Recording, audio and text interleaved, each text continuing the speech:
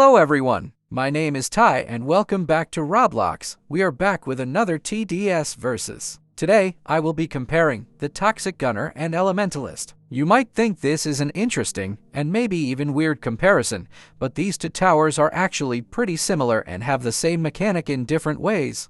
Before I start, just to quickly go over how this series works. I will first go over the similarities or what both towers have in common, the pros of both towers, and then give my opinion on which tower is better. So let's finally get started.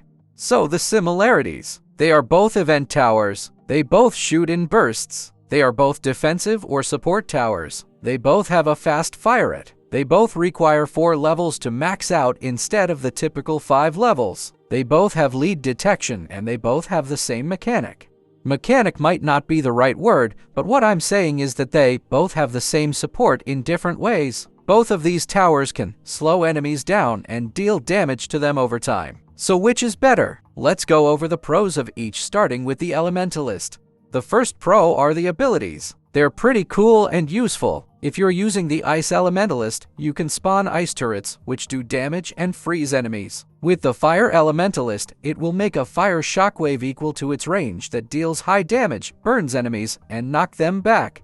The second pro is higher damage. Very simple pro, and it's always better to have a high damage. I'm pretty sure the Elementalist has a damage of 18 or 20 at max level, and the Toxic Gunner only does 7.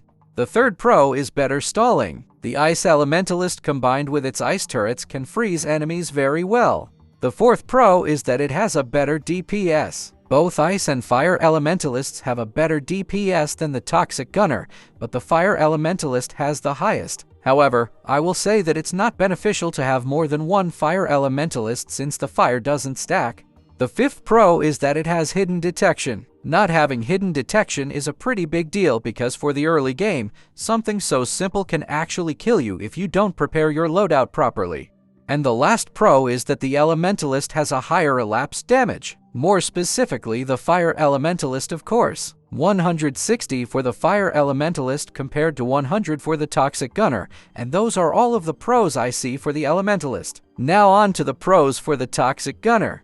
The first pro is that it has a much faster fire rate. The Elementalist doesn't have a bad fire rate, but it doesn't compare to the Toxic Gunner. And this actually kind of leads to the next pro. The Toxic Gunner uses a minigun at max level. This simply gives a consistent DPS.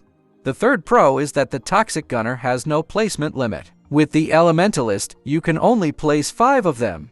The fourth pro is that it's cheaper. The Toxic Gunner costs a total of around $18,000. Compared to the Elementalist, it costs a total of just over $30,000. The fifth pro is that the Toxic Gunner can melt defense, which is always very useful. It can melt up to 50% defense, which is as much as what a Pyromancer can melt. And the last pro is that it can be used in the early game. And the Toxic Gunner is much more reliable for the early game now compared to before the rework. This is because it didn't start to poison enemies until level 2. Now it starts poisoning at level 0. And those are the pros for both the Elementalist and Toxic Gunner. Which is better, Elementalist or Toxic Gunner? In my opinion, it's the Elementalist. And my biggest reasoning is because, since the poison doesn't stack, it's pointless to get more than one unless you're using it for sub-DPS. With the Fire Elementalist, it's actually the same as the Toxic Gunner, except it can't slow down enemies. Once you use both fire and ice, the Elementalist becomes a better tower than the Toxic Gunner, and the freezing is really good. The Elementalist does a great job at stalling enemies. On top of that, the abilities are also good. The ice turrets deal good damage, freeze, and don't get destroyed, while the fire shockwave provides damage and knockback. But what do you guys think? Do you agree or disagree with me? Let me know and I want to hear your reasoning. If you guys did enjoy, give this video a like, subscribe. If you're new, hit the bell icon, follow my Instagram, join my Discord and Roblox group link in the description below.